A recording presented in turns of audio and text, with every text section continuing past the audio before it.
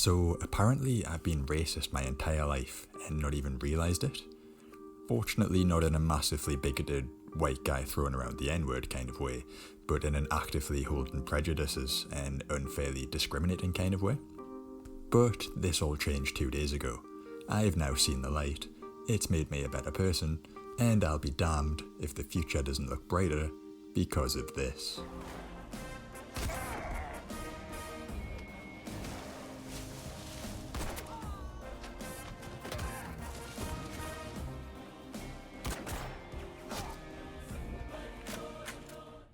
Yep, it's a movie, and it's not often a movie comes along that makes you take a step back and reconsider how you've approached your life so far.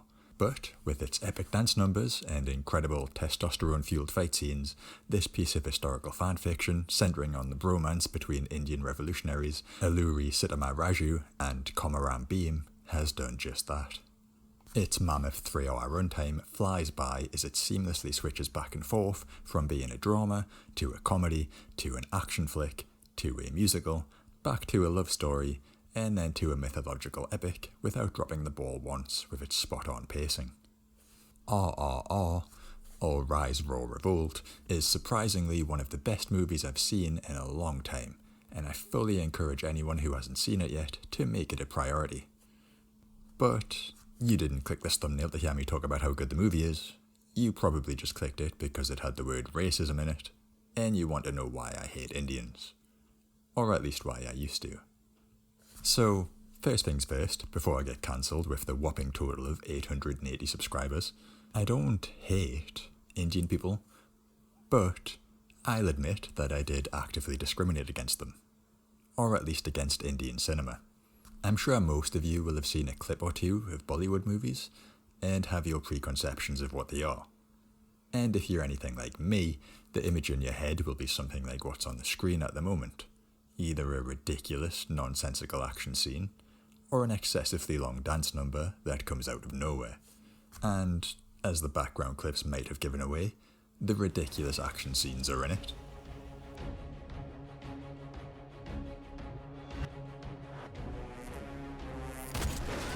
The dancing sequences are also in it. But despite spending 30 years of my life thinking I had no interest in that kind of stuff, I actually really fucking love it. Maybe I've just spent too many years now watching Marvel shit out franchise after franchise with repetitive action scenes, just with a different green screen backdrop, or a palette swap of the hero's armour, but seeing a guy yeet a leopard into another guy's face, or stomp flip a motorbike into his own hands before using it as a club, is a massive breath of fresh air that I didn't know I needed. And there's no super serum or convoluted explanation as to why they're able to accomplish these feats of strength either. They simply do it because they're the good guys, and it's badass. The director doesn't let the fact that his movie's grounded in reality take away from the spectacle that cinema allows. Then, as for the songs, oh man.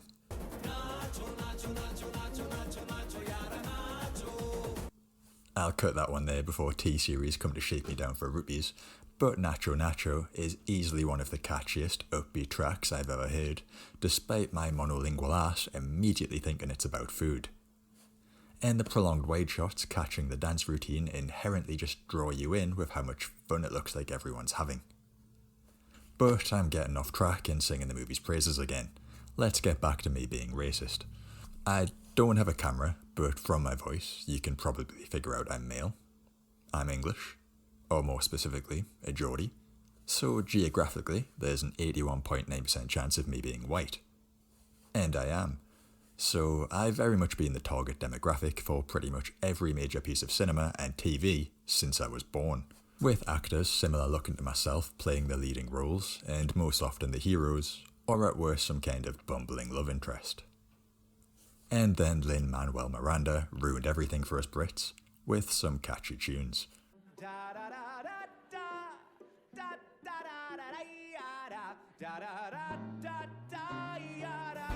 Obviously I'm kidding, but in historical timepieces, even ones taking fictitious liberties like RRR, there's very little wiggle room to paint us Brits in any kind of positive light. And they certainly didn't in this film, with us shooting innocent women and children, spying or kidnapping young girls, and even going so far as to state the life of an Indian isn't worth the cost of a bullet, leading to a couple of brutal hands-on execution scenes. It really does a great job of getting you to despise pretty much every single English character in the film, portraying them as entitled, smarmy, vicious people who are entirely lacking any redeemable qualities. And it made me root for Raju and Beam, and want them to get their revenge in spectacular violent fashion. And I know it's not a new thing to root for the good guys, but as a white male, it's pretty unusual for a movie to so effectively make me root against the character who most visually represents me, while also still managing to be an entertaining piece of media, and not just some extremely shallow political metaphor engineered for a cheap pop. Overall, I guess what I'm trying to say is that maybe through years of instinctively watching whatever Hollywood was churning out, I've been conditioned to not stray beyond my relatively small comfort zone and explore any other kind of storytelling, where maybe the English-speaking white guys aren't the goodies for once. And I'm grateful a big Tollywood hit like RRR has come along to make me realise that there's another option for action movies besides suffering through Phase 4 or any more Star Wars tripe. Anyway, all I need now is a movie to help me overcome my rampant misogyny, and I'll be on track to becoming a half-decent human being. Any suggestions?